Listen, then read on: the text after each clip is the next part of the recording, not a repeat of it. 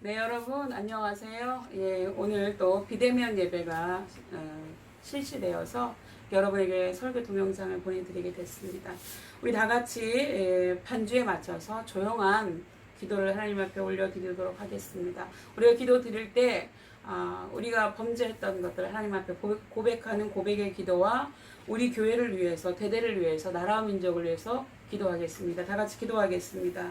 하나님 아버지, 주님께서 함께하시고 도와주셔서 아버지 하나님 용서해 주시고 우리 모든 죄를 용서하시고 주님 앞에 예배드리고 부족함이 없다. 주님 우리에게 은혜를 더하여 주옵소서. 하나님 아버지, 속히는 교회 하나님 아버지 나를 불쌍히 여주시고 하나님의 장중에 붙잡아 주시옵소서. 하나님 온전히 함께해 주시옵소서. 감사합니다. 예수님의 이름으로 그러므로 이제 그리스도 예수 안에 있는 자에게는 결코 정죄함이 없나니 이는 그리스도 예수 안에 있는 생명의 성령의 법이 죄와 사망의 법에서 너를 해방하였습니다. 아멘. 우리 하나님 앞에 나는 예배자입니다. 찬양 올려드리도록 하겠습니다.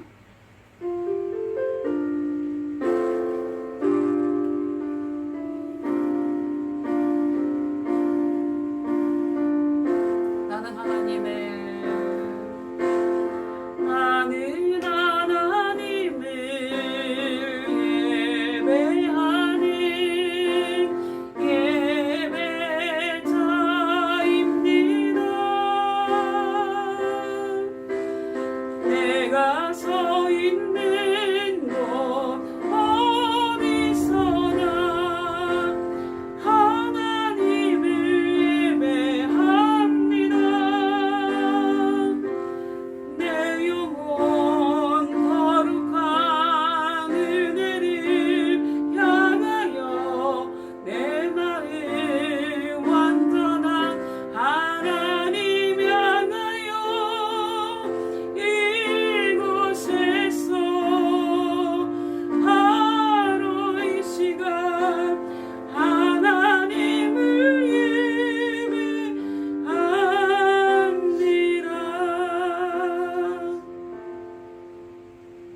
우리 교독문 34번 다 같이 교독하시도록 하겠습니다.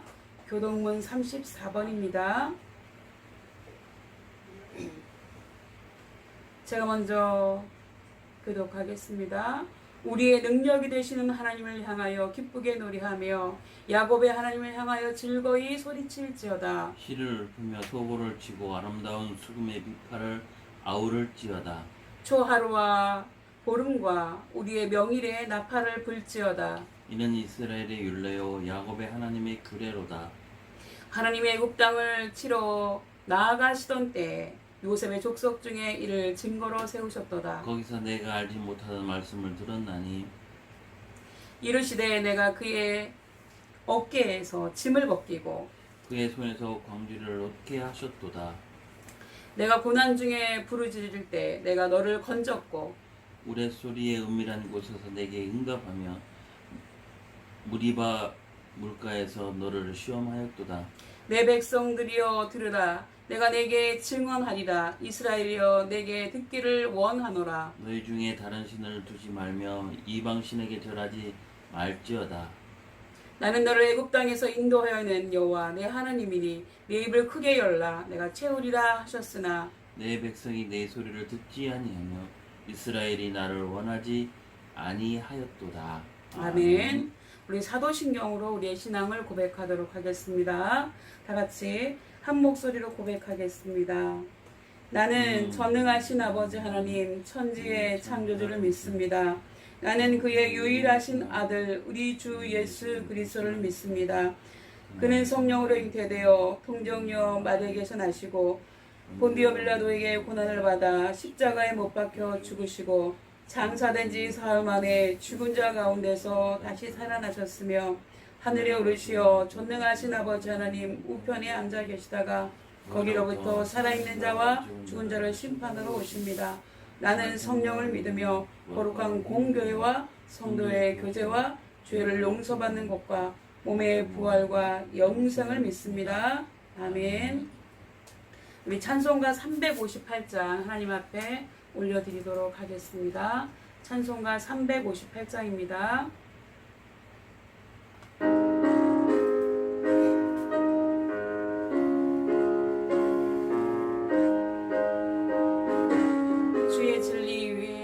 주의 진리 위에 십자가 군기 하늘 높이 들고서 주의 용사되어 용맹스럽게 찬송하며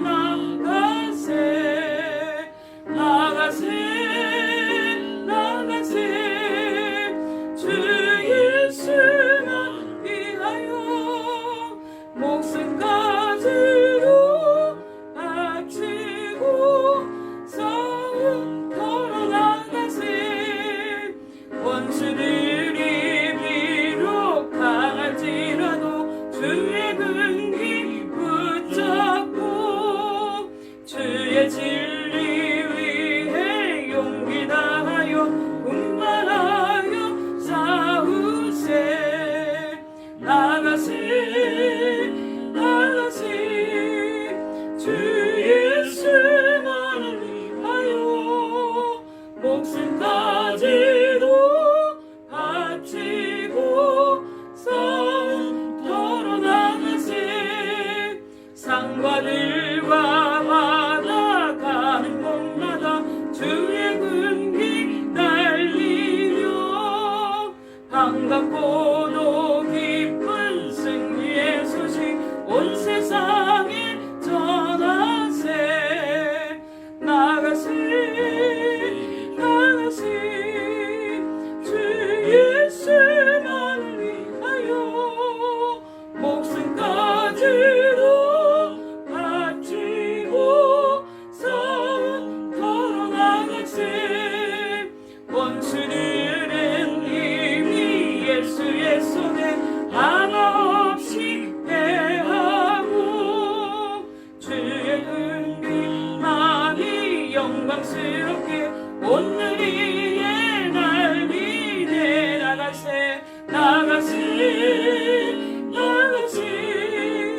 주 예수만을 위하여 목숨까지도 바치고 싸움터로 나가세. 아멘. 기도하겠습니다. 자비로우신 아버지 하나님, 사랑과 은혜를 감사드립니다. 이 거룩한 주일에 주님 전에 나와 성부, 성자, 성령님께 찬송과 영광과 존귀를 돌릴 수 있게 된 것을 진실로 감사와 찬양을 돌립니다. 허물과 죄로 죽은 저희를 다시 살리신 주님의 은혜로 이 시간 아버지께 나왔사오니 저희의 부족함을 긍휼히 여기시고 저희를 용서하시고 이 모습 이대로 받아 주옵소서. 저희가 드리는 찬송과 기도와 예물을 받으시오며 오늘도 예비하신 말씀과 은혜를 베풀어 주옵시고 이 예배에 성령님의 임재하심이 있게 해 주옵소서. 예수님의 이름으로 기도드립니다. 아멘. 우리 하나님 말씀 보겠습니다. 하나님 말씀은 사사기 4장 1절에서 10절까지의 말씀입니다. 구약성경 제가 가지고 있는 구약성경 364페이지입니다. 364페이지 다 찾으신 줄 알고 제가 받들어 봉독하겠습니다. 에훗이 죽으니 이스라엘 자손이 또 여호와의 목전에 악을 행하매 여호와께서 하솔에서 통치하는 가나안 왕 야빈의 손에 그들을 파셨으니 그의 군대 장관은 하롯의 탑고임에 거주하는 시스라요. 야빈 왕은 철병고 900대가 있어 20년 동안 이스라엘 자손을 심히 학대했으므로 이스라엘 자손이 여호와께 부르짖었더라. 그때에 라피도의 아내 여선지자 드보라가 이스라엘의 사사가 되었으니 그는 에브라임 산지 라마와 베델 사이 드보라의 종려나무 아래에 거주하였고 이스라엘 자손은 그에게 나아가 재판을 받더라. 드보라가 사람을 보내어 아비노함의 아들 바락을 납달리 게데스에 불러다가 그에게 이르되 이스라엘의 하나님 여호와께서 이같이 명령하지 아니하셨느냐. 너는 납달리 자손과 스불론 자손 10,000명을 거느리고 다볼 산으로 가라. 내가 야빈의 군대 장관 시스라와 그의 병거들과 그의 무리를 기손강으로 이끌어 내게 이르게 하고 그를 내 손에 넘겨주리라 하셨느니라. 바락이 그에게 이르되 만일 당신이 나와 함께 가면 내가 가려니와 만일 당신이 나와 함께 가지 아니하면 나도 가지 아니하겠노라 하니 이르되 내가 반드시 너와 함께 가리라. 그러나 내가 이번에 가는 길에서는 영광을 얻지 못하리니 이는 여호와께서 시스라를 여인의 손에 파실 것임이니라 하고 드보라가 일어나 바락과 함께 게데스로 가니라. 바락이 스불론과 납달리를 게데스로 부르니 10,000명이 그를 따라 올라가고 드보라도 그와 함께 올라가니라. 아멘.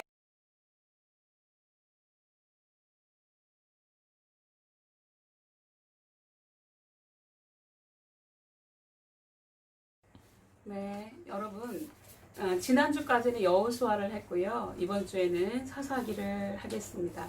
사사기에는 뭐 다른 인물들이 많이 있지만 대표적인 분들을 중심으로 이야기를 하겠습니다. 여호수아는 가나안 땅을 정복하고 정복한 땅들을 각 지파들에게 나누어 준 후에 120세에 하늘나라로 갔습니다. 하지만 아직도 정복하지 못한 가나안 지역은 상당수에 달했습니다. 이 지역들은 반드시 정복해야 될 각 지파들의 몫으로 남겨져 있었습니다. 그러나 일부 가나안 거민들은 정복되지 않은 잔존 세력으로 남아서 훗날 이스라엘에 크나큰 화근이 되었습니다. 이스라엘이 가나안에 정착한 지 불과 30년, 한 세대가 끝나기도 전에 이스라엘은 잔존 세력의 영향을 받은 가나안 지경 내의 우상 세력의 영향으로 무서운 타락의 수렁으로 빠져들게 됩니다. 이것은 가나안 거민들을 철저하게 진멸하라고 하신 하나님의 명령을 불순종한 것에서부터 이미 죄악의 싹이 나기 시작하였다고 볼 수 있습니다. 이렇게 죄악의 번식력은요, 마치 잡초처럼 퍼져나가기 때문에 아예 미리 완전히 근절하는 것만이 최선의 방책입니다. 사사기는 사사들의 활약상을 기록한 책이라고 볼 수 있습니다. 사사라고 하는 것은 여호수아가 죽은 이후부터 이스라엘의 왕을 세우기까지 약 350년간의 이스라엘의 과도 정부를 이끌어왔던 지도자들입니다. 사사들의 역할은요, 주로 백성들을 재판하거나 행정적인 일, 선지자로서의 일, 대사장적인 일, 정치 지도자로서의 직무를 맡아왔고 전쟁 시에는 총지휘관으로서의 임무도 수행했습니다. 오늘은 사사기 4장에 사사 드보라와 바락이 전쟁에서 승리한 이야기를 하고자 합니다. 드보라는 이스라엘의 세 번째 사사이면서 여성 선지자였습니다. 여자 사사 드보라는 믿음의 사람 바락과 함께 당시 가나안 북부에서 가장 강력한 군사력을 가진 하소랑 야빈의 압제로부터 이스라엘을 구해내었습니다. 지금으로부터 한 3200년 전이라서 아직 철기 문화가 활성화되기 이전이었음에도 불구하고 하소랑 야빈은 이미 철병거 900대를 가지고 있었다고 합니다. 정말 놀라운 일이죠. 지금 우리말로 설명한다면 최신형 장갑차 900대를 보유하고 있는 거나 같다고 하는 것입니다. 그런데 이러한 일이 벌어진 것은 전에 이스라엘 사람들이 이 하솔 지역을 점령할 때요, 하나님의 말씀대로 다 진멸하지 않고 그냥 고지대에 사는 사람들에게 내버려 뒀어요. 그런데 그들이 힘을 키워서 강력한 군사력을 보유하게 되자 그 강력한 군사력을 바탕으로 20년간이나 이스라엘을 학대하며 착취했다는 겁니다. 여러분, 하나님 말씀 불순종하면 이렇게 어려움을 당하게 됩니다. 그래서 견디다 못한 이스라엘 백성들은 괴롭다고 힘들다고 하나님 앞에 하소연을 하게 됩니다. 그랬더니 하나님이 또 그들의 부르짖음을 간과치 않으시고 들으시고 하소랑 야빈에게 맞서 싸울 사사로 여선지자 드보라를 부르신 것입니다. 보기 드물게 여자를 사사로 세우신 것입니다. 우리나라도 좀 다를 바 없지만 이스라엘 사회에서는 예로부터 남성 위주의 가부장적인 사회였기 때문에 여성을 남성의 종속적 위치에 있다고 보는 것은 당연시했습니다. 그럼에도 불구하고 하나님께서 드보라를 이스라엘의 사사로 부르신 것은 아주 특별한 경우라고 볼 수가 있습니다. 여러분, 권리나 인권에 있어서 남녀가 평등하다고 하는 것이 성경의 가르침입니다. 그렇기 때문에 예수님이 오신 이후로 여성의 권리나 입지가 상승하게 되었고, 복음이 들어가는 곳마다 남녀의 권리가 평등한 사회와 국가로 발전하는 것은 자연스러운 현상입니다. 그럼에도 불구하고 우리나라 일부 여권 도지사와 시장들이 여비서의 인권을 짓밟는 성추문 사건들은 아직도 우리나라 일부 지도자들의 여성에 대한 편견과 가부장적인 행태를 그대로 보여준 참으로 부끄러운 일이라고 볼 수가 있습니다. 오늘 성경 본문에 나오는 그 당시에 강력한 지도를 가지고 있었던 가나안 왕 야빈과의 전쟁에서 큰 공을 세운 세 사람 중에 그 세 사람은 드보라와 야엘 바락이거든요. 그 중에 두 사람이 여성들이었습니다. 하나님께서는 여성들을 들어서 그의 구원의 역사를 이루어 가심으로 하나님 나라에서는 남녀가 구별함이 없이 귀한 존재이고 하나님 나라의 영광의 주역이 될 수 있다는 것을 보여주고 계신다고 할 수 있습니다.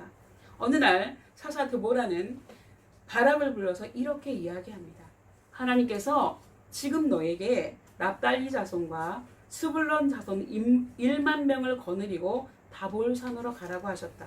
그러면 내가 야빈의 군사들과 병거들 기손강으로 유인해 낼 테니까 내가 그들을 치라. 하나님께서 그들을 내 손에 붙이리라 하셨느니라고 했습니다. 바락은 드보라의 말대로 군사 1만 명을 모아서 다볼산으로 올라가서 정복했습니다. 이 사실을 첩자가 적군에게 알리자 야빈의 군대 장관 시스라는 바락의 군대를 치기 위해서 철병거 900대를 앞세워 전 병력을 다볼산 아래 기손강 쪽으로 집결시켰습니다. 이때 사사 드보라가 이스라엘군의 장수 바락에게 이렇게 말하며 용기를 줍니다. 오늘은 여호와께서 시스라를 내 손에 붙이신 날이라. 하나님께서 너의 앞서 행하지 아니하시느냐. 사사 드보라의 이러한 격려의 말에 용기와 담력을 얻은 바락은 군사를 이끌고 다볼산을 내려와서 적진이 있는 기손강 쪽으로 진군해 갑니다. 결과가 어떻게 되었을까요? 4장 15절에 보면 여호와께서 바락의 앞에서 적장 시스라와 그의 모든 병거와 그 온 군대를 칼날로 쳐서 패하게 하시며 시스라가 병거에서 내려 걸어서 도망을 쳤다고 했습니다. 그렇다면 어떻게 이런 일이 가능했을까요? 하나님께서 이스라엘 군사 앞에서 싸워주셨기 때문입니다. 우리는 여기에서 또다시 전쟁의 승패가 창과 검과 철병거에 있지 않다고 하는 사실을 확인할 수가 있습니다. 하나님께서 함께 하시는 전쟁은 언제나 이기게 되어 있습니다. 그러나 하나님께서 함께 하시지 않으면 철병거도 무용지물이 되고 만다고 하는 사실입니다. 그렇다면 철병거가 한 대도 없는 이스라엘 군대가 어떻게 철병거 900대를 가지고 있는 가나안 군대와의 싸움에서 이길 수 있었겠습니까? 그렇기 때문에 이 전쟁은 처음부터 이스라엘군과 가나안군과의 전쟁이 아니고 하나님과 가나안군과의 싸움이었다고 보는 게 맞습니다. 그렇게 당당하게 위세를 떨치던 가나안군의 군대 장관 시스라는 전쟁에서 패배하게 되자 너무 당황해가지고 철병거를 버려두고 당시 가나안 왕 야빈과 친분이 있었던 겐 사람 헤벨의 아내의 장막으로 숨어 들어갑니다. 그리고 너무 긴장한 탓에 이내 잠이 들어 버렸습니다. 그런데 이 틈을 타서 그 겐 사람 헤벨의 아내 야엘이 적장 시스라의 관자놀이에 철기 문화였고 그 철 제품으로 만든 연장들이 있었기 때문에 그 철 연장을 가지고 이 관자놀이에 말뚝을 박아 죽였다고 하는 것입니다. 그래서 결국은 가나안 왕 야빈을 완전히 진멸하게 되는 결과를 낳았습니다. 여러분 얼마나 무섭겠어요. 그 사람 굉장히 힘이 세고 강력한 군대 장관이었는데 이 연약한 여인이 그 두려움을 무릅쓰고 용기를 내어서 그 일을 해내었습니다. 여인 야엘이 적장 시스라를 직접 죽이지 않고 이스라엘의 바락 장군에게 인계할 수도 있었을 것입니다.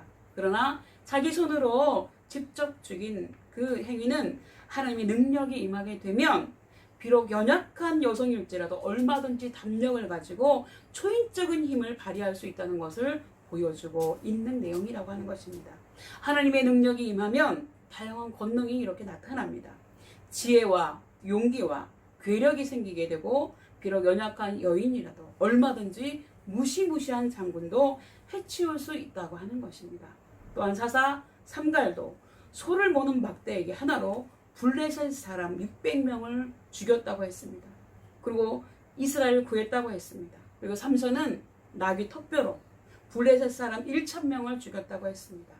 하나님이 함께 하시고 능력을 주시면 이렇게 능치 못할 일이 없는 줄 믿으시기 바랍니다.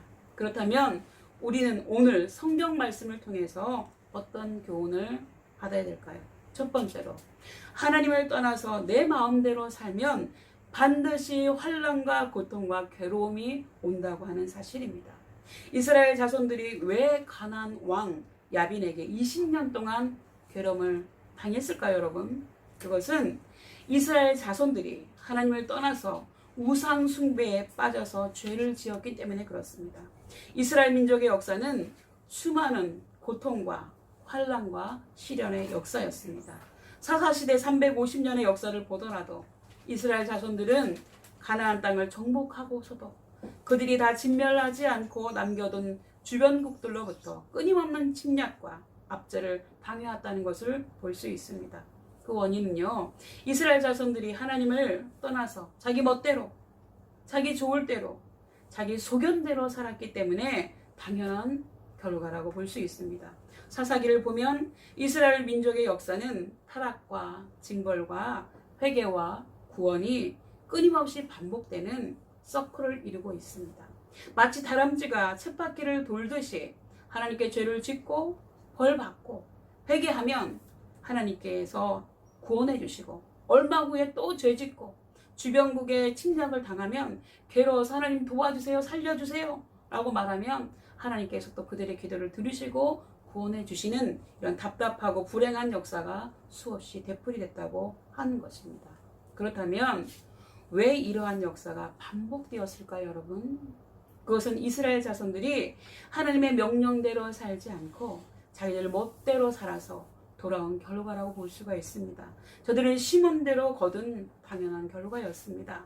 이스라엘 자손들을 가나안 땅에 보내시기 전에 하나님께서는 저들에게 뭐라고 명령하셨습니까, 여러분? 계속해서 제가 말씀드리고 있잖아요. 요약하면 이렇습니다. 첫 번째, 가나안 땅에 들어가면 가나안 원주민들을 완전히 진멸하라. 왜냐하면 그들을 살려두게 되면 그들이 음란하게 섬기고 있는 우상 숭배가 걸림돌이 되어서 반드시 너희를 타락시켜서 너희를 파멸로 몰고 가게 될 것이기 때문에 그렇다. 두 번째는요, 가나안 거민들과 절대로 결혼하지 마라. 사돈 관계를 맺지 말아라. 그들의 딸들을 며느리로 드리거나 그들의 아들들을 사위로 맞는 날에는 그들이 섬기는 신들을 어쩔 수 없이 너희들도 섬겨야 되기 때문에 그렇다. 그럼 너희들도 망하게 된다라는 것입니다. 세 번째, 가나안에 사는 사람들과 약속을 하지 말고 그들의 우상의 제단들을 헐어버리라고 하셨습니다. 그리고 네 번째, 오직 너희는 나 여호와 하나님만 믿고 내 말에 절대 순종하라 라고 말씀해 주셨습니다. 왜냐하면 나는 너를 애굽 땅에서 종되었던 집에서 인도하여 낸 너희 하나님 여호와이기 때문이다 라고 말씀해 주셨습니다. 그런데 이스라엘 자손들은 가나안 땅에 들어가서 실제로 어떻게 했습니까, 여러분?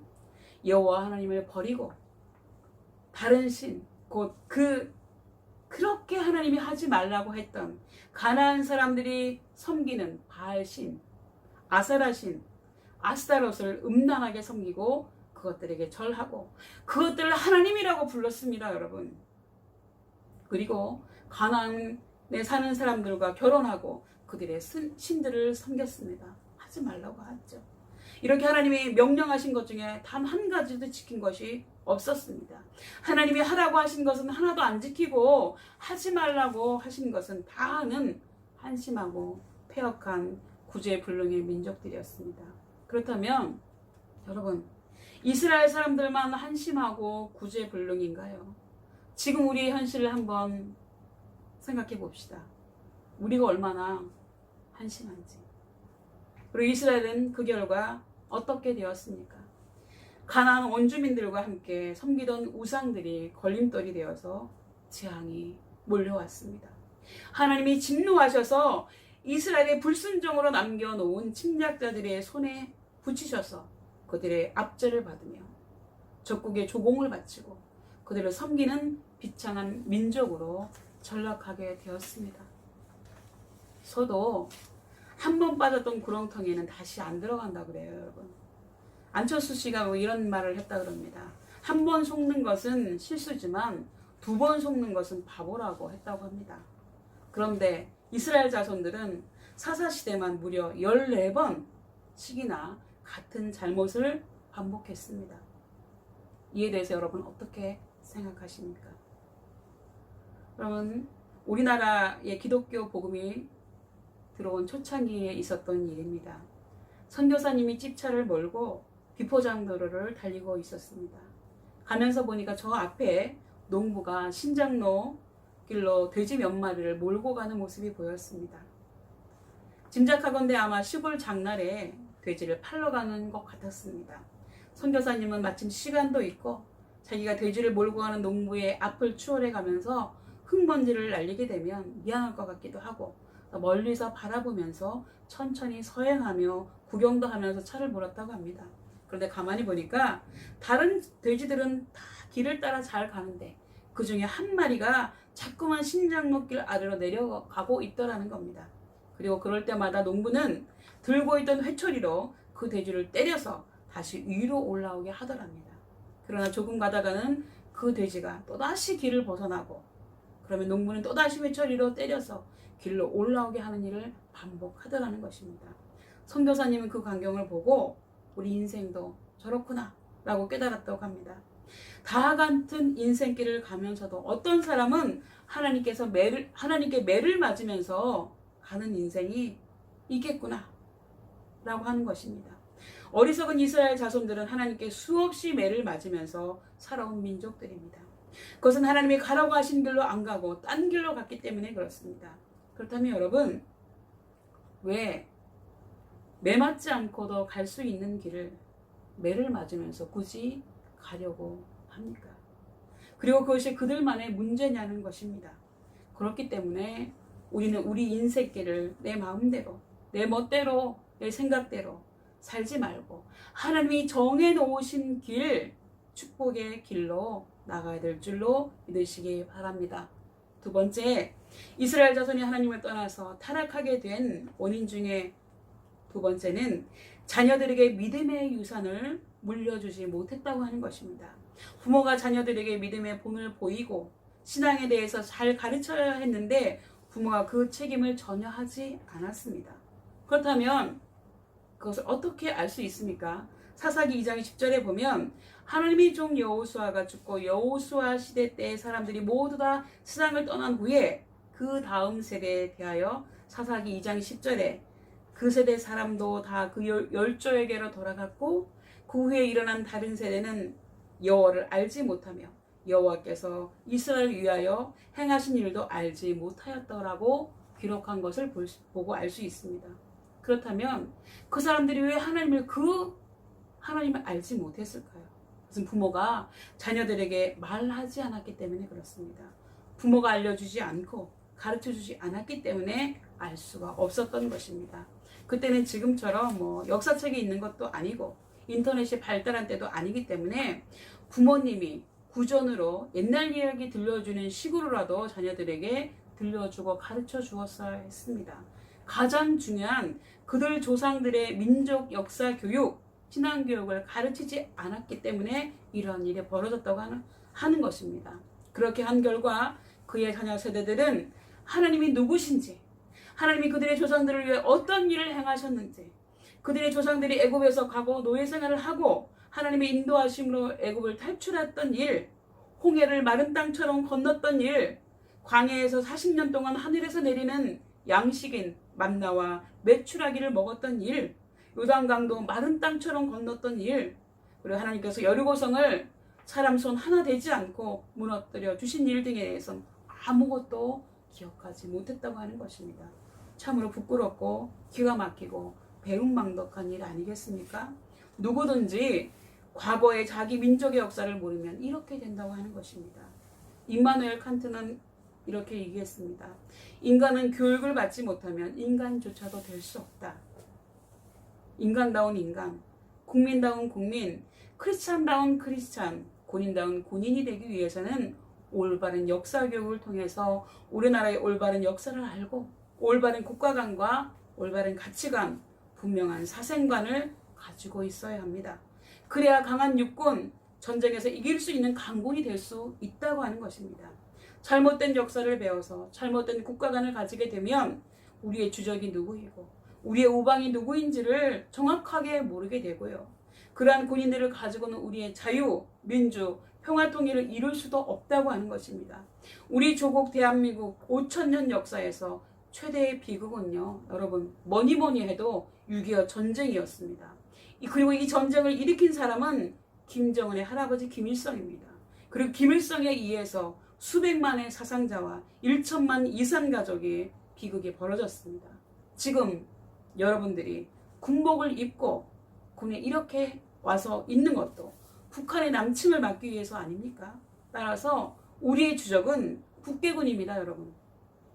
지금 우리가 이렇게 자유와 평화를 누리고 국가 안보가 보장되는 것은 주한미군을 비롯한 미국 때문이라는 것을 여러분 알아야 됩니다. 군사 전문가들의 공통적인 분석은 만일 남한에서 주한미군이 철수하고 미국이 우리나라에서 손을 뗀다면 우리 남한은 일주일이면 북한처럼 공산화된다고 하는 것입니다. 이것이 우리 조국 대한민국의 현실입니다. 그렇기 때문에 우리는 정확하고 올바른 민족 역사관을 가져야 됩니다. 현재 우리나라로 월남한 35,000명의 탈북민들이 우리 남한에서 역사를 배우면서 가장 놀라는 사실이 뭐냐면 6.25 전쟁이 북한에서 남한을 침략해 왔다고 하는 사실이라고 하는 것입니다. 왜냐하면 그들이 북한에서 역사를 배울 때는 남한 괴뢰도단과 미국 놈들이 먼저 북한을 기습 북침해서 6.25 전쟁이 일어난 것이라고 계속해서 배웠기 때문에 그렇습니다. 날조된 역사를 가리킨 것입니다. 그렇기 때문에 정확한 우리 민족의 역사관과 올바른 국가관을 가지고 우리의 우방과 주적을 분명히 알고 우리 조국 대한민국을 사랑하고 사수해야 될 줄로 믿습니다. 세 번째, 하나님은요, 그의 백성을 결코 버리지 않으시고 징벌을 통해서라도 매를 때려서라도 반드시 돌아오게 하신다고 하는 것입니다. 그렇기 때문에 우리는 불순종의 악순환을 반복하지 않도록 해야 한다고 하는 것입니다. 여러분, 자기가 낳은 자식을 포기하는 부모님이 있을까요? 정상적인 부모님이라고 하면 자기 자식을 결코 버리지 않을 것입니다. 하물며 완전하고 거짓이 없으신 하나님께서 하나님이 선택하신 백성을 버리시겠냐는 것입니다. 끝까지 고집을 부리면서 반항하는 자녀는 벌을 줘서라도 찾아오시는 분이 하나님이십니다. 즉 그가 숨지기 직전이라도 회개하고 돌아오게 하려고 하는 하나님의 뜻이 있는 것입니다. 그렇기 때문에 하나님이 택하신 자녀는 반드시 돌아오도록 되어 있습니다. 집 나갔던 둘째 아들 탕자가 도저히 살 수 없어서 아버지께 다시 돌아온 것처럼 결국은 돌아오도록 되어 있다고 하는 것입니다. 피한다고 피해지는 것이 아니라고 하는 사실입니다. 그렇기 때문에 불행의 악순환을 반복하면 안 될 줄 압니다. 여러분, 100억대의 재산이 있는 어느 부잣집 주인이 밤낮 없이 술과 담배로 50세의 나이에 세상을 떠났습니다. 그리고 선친께서 술과 담배로 일찍 세상을 떠나신 것을 잘 알고 있는 아들이 눈만 뜨면 새벽같이 빈속에 해장술을 마시고 들어왔다고 합니다. 낮에는 술 친구들을 몰고 다니고 술 마시러 다니는 게 하루 일과였습니다. 그래서 그 아들도 52세에 세상을 떠났습니다. 돈 많은 부잣집 양반이 갑자기 세상을 떠나자 경찰들이 사인을 규명했는데 시신을 해부해 보니까 오랜 세월 술과 담배로 간과 폐가 거의 녹았더라고 하더랍니다. 그의 아버지는 50세, 아들은 52세에 그 많은 재산을 남겨두고 세상을 떠난 것입니다. 그런데 놀라운 사실은 52세에 세상을 떠난 것을 본 그의 아들 역시도 술과 담배를 계속 하더라는 겁니다. 여러분, 인간은 얼마나 어리석은지 모릅니다. 언제나 그 불행의 악순환의 고리를 끊어버릴 수 있을까요, 여러분? 성경 잠언 22장 3절에 슬기로운 자는 재앙을 보면 숨어 피하여도 어리석은 자들은 나아가다가 해를 받는다고 했습니다. 지혜가 있는 사람은 남이 잘못되는 것을 보면 나는 저렇게 하지 말아야지 라고 생각하는데, 미련한 사람들은 남들이 잘못되는 것을 보고도 그대로 하더라는 것입니다. 여러분, 자기 선친께서 술과 담배로 일찍 세상을 떠났다는 것을 보았다면 자기 인생만은, 자기 자신만은 그것을 끊었어야 하지 않겠냐고 하는 것입니다. 그러나 자기 조부, 자기 부친께서 술과 담배로 젊은 나이에 돌아가신 것을 지켜본 지금의 아들도 집안의 불행을 대물림하지 않기 위해서라도 술과 담배를 멀리해야 지혜로운 게 아닐까요? 그런데 끊지 못하더라는 것입니다. 이스라엘 자손들의 역사가 바로 이러한 역사, 곧 불순종의 악순환을 반복하는 불행한 역사이었음을 보여주고 있는 것입니다.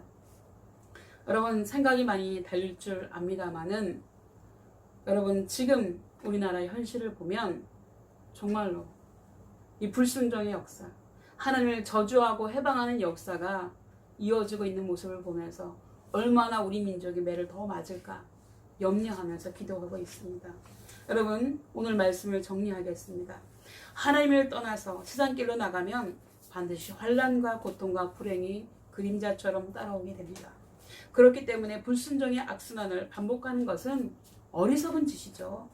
하나님께서 그의 자녀들에게 요구하시는 것은 두 가지입니다.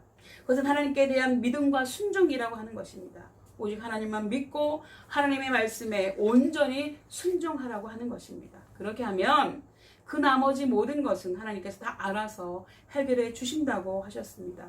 그럴 때 우리의 앞길을 열어서 형통하게 해 주십니다. 대적을 막아서 승리하게 해 주십니다. 좋은 것을 먹이셔서 부족함이 없게 해 주십니다. 우리가 즐겨 순종하면 좋은 것을 먹을 것이라고 하셨습니다.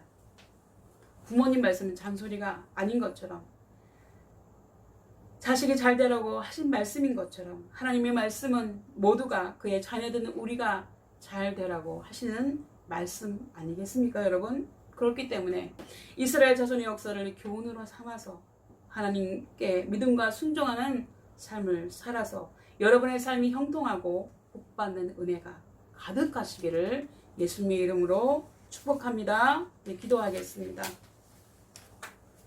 우리의 삶을 주관하시는 하나님 아버지, 우리가 이 시간 또다시 이러한 비대면 예배를 드리고 있습니다.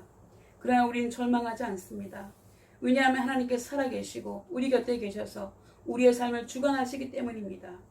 세상 우리를 향해서 구약시대처럼, 선지자 때처럼, 노아의 박해태처럼 믿는 사람들에게 모든 죄를 덮어 씌우며 우리를 정죄하지만 저들이 알지 못하여 행하는 죄악을 용서해 주시고 믿는 우리들은 믿음이 더 굳건해지는 계기가 될 수 있게 해 주시옵소서.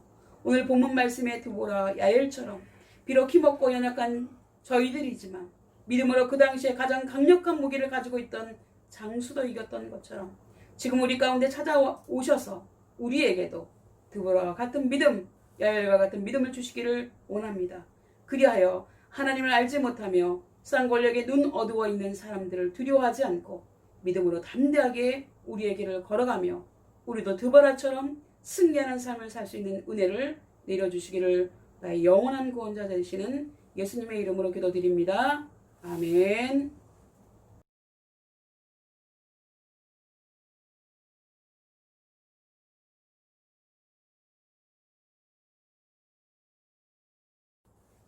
여러분,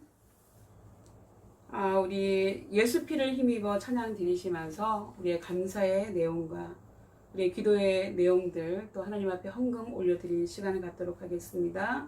찬양하겠습니다.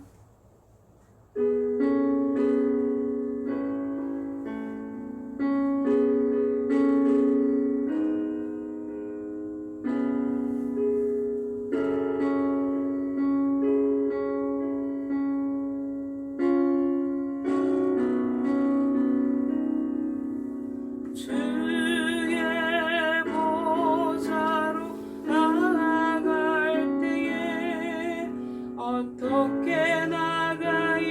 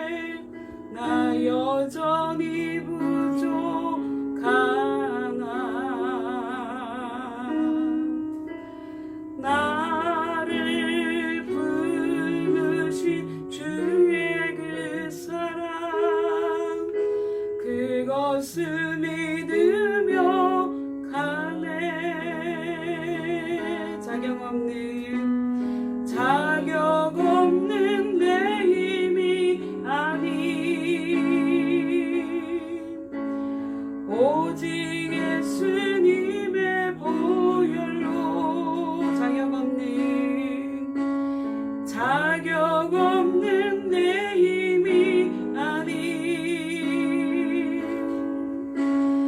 오직 예수님의 보혈로 십자가의 보혈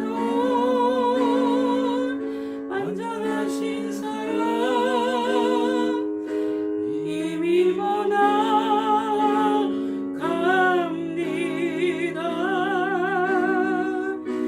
십자가의 보혈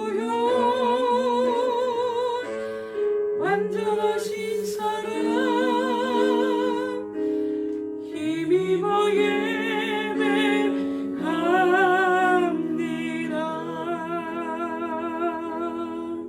기도하겠습니다. 하나님, 우리가 많이 힘들고 어렵지만 하나님 앞에 우리가 감사한 내용들을 올려드립니다. 하나님, 더욱더 감사가 넘쳐나게 하시고 또 하나님 아버지, 우리의 소원의 기도의 제목들 올려드립니다.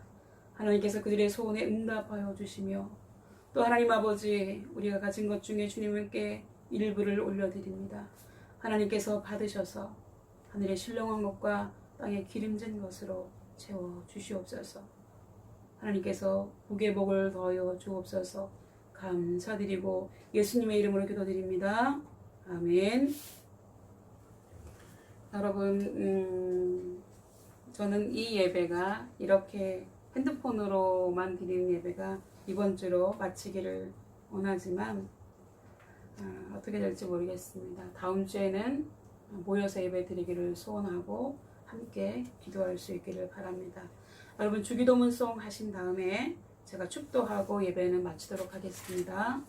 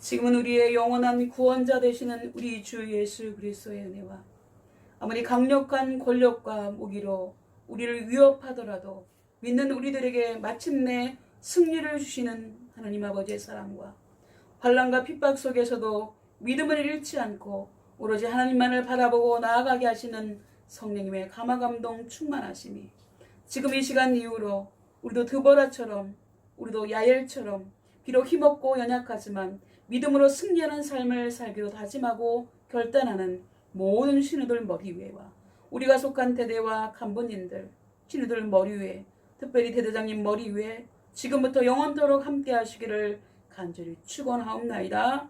아멘.